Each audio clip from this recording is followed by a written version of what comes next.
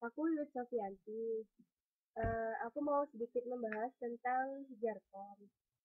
Tapi maaf ya, kalau nggak jelas, soalnya lagi kurang sehat. Nah, yang pertama, apa sih jaringan komputer itu?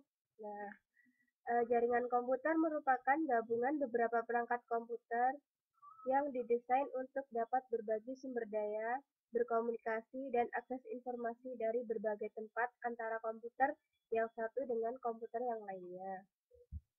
Kemudian, apa sih tujuan belajar komputer? Nah, yang pertama, mengenal konsep dan teknik jaringan dasar. Kemudian, memiliki keahlian untuk membangun jaringan komputer dengan skala kecil maupun besar. Kemudian, memiliki kemampuan untuk berinteraksi dan bereksperimen dengan dunia. Kemudian, harapannya, paham dengan apa yang disampaikan dosen maupun asistennya. Yang kedua, bisa mengikuti dan tidak keteteran. Yang ketiga, mendapat IP bagus. Selanjutnya, kenapa Jarkom penting? Nah, karena dengan adanya jaringan komputer, kita bisa memperoleh beberapa keuntungan antara lain. Nah, keuntungannya antara lain yang pertama, sharing resource. Kemudian yang kedua, media komunikasi. Kemudian yang ketiga, integrasi data. Yang keempat, pengembangan dan pemeliharaan. Kemudian yang kelima, keamanan data. Kemudian yang keenam, sumber daya lebih efisien dan informasi terkini.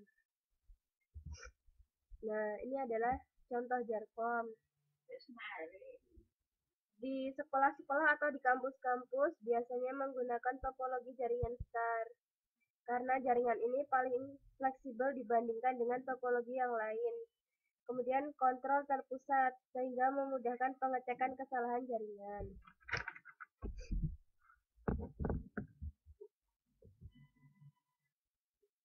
Kemudian dampak positif, membantu kita untuk belajar. Kemudian membantu kita untuk berkomunikasi. Kemudian mempermudah pekerjaan kita. Kemudian salah satu sarana bermain. Dampak negatifnya, peningkatan biaya untuk membangun jaringan. Kemudian diperlukan manajemen hardware dan administrasi sistem. Yang ketiga, berbagi file yang tidak dikehendaki. Kemudian virus dan hacking. Kemudian Jarkom berdasarkan jangkauan. Yang pertama ada dari LAN dulu ya. LAN itu Local Area Network. Jaringan ini biasanya kita jumpai di perkantoran, sekolah, kampus, maupun warnet. Jaringan ini bisa menghubungkan dua komputer atau lebih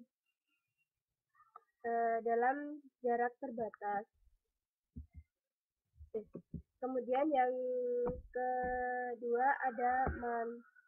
MAN itu Metropolitan Area Network. Jaringan ini memberikan layanan hingga wilayah yang luas dan kemampuan transfer dalam data pun berkecepatan sangat tinggi. Jangkauannya berkisar antara 50 km. Kemudian yang ketiga ada WAN. WAN itu Wide Area Network. Jaringan ini bisa menghubungkan suatu wilayah bahkan negara lain. WAN merupakan kumpulan LAN. Untuk menghubungkannya dibutuhkan device yang berupa router. Kemudian Jarkom berdasarkan topologi. Biasanya yang dipakai itu topologi bus, ring, star. Yang pertama topologi bus. Ini menggunakan kabel koaksial yang membentang. Kemudian di beberapa komputer dihubungkan pada kabel tersebut. Kemudian topologi ring. Topologi ring ini semua komputer dalam jaringan akan dihubungkan pada sebuah cincin. Cincin ini fungsinya menjadi pusat berkumpulnya ujung kabel dari setiap komputer yang terhubung. Kemudian topologi star. Ini ada sebuah alat yang disebut konsentrator. Bisa berupa hub atau switch. menjadi pusat, di mana semua komputer dalam jaringan dihubungkan ke konsentrator ini. Kemudian JARCOM berdasarkan fungsi. Yang pertama ada server bus atau client server. Ini merupakan jaringan komputer yang dikhususkan sebagai klien dan server. Layanan ini bisa diberikan oleh satu atau lebih komputer. Kemudian yang kedua ada peer-to-peer. Ini merupakan jaringan komputer yang tiap hostnya dapat menjadi sebuah server atau menjadi klien secara bersamaan. Kemudian JARCOM berdasarkan media transmisi. Yang pertama ada jaringan berkabel atau wired network. Ini menggunakan media kabel dalam menghubungkan setiap komputer dalam jaringan. Kemudian yang kedua ada wireless network. Ini jaringan nirkabel.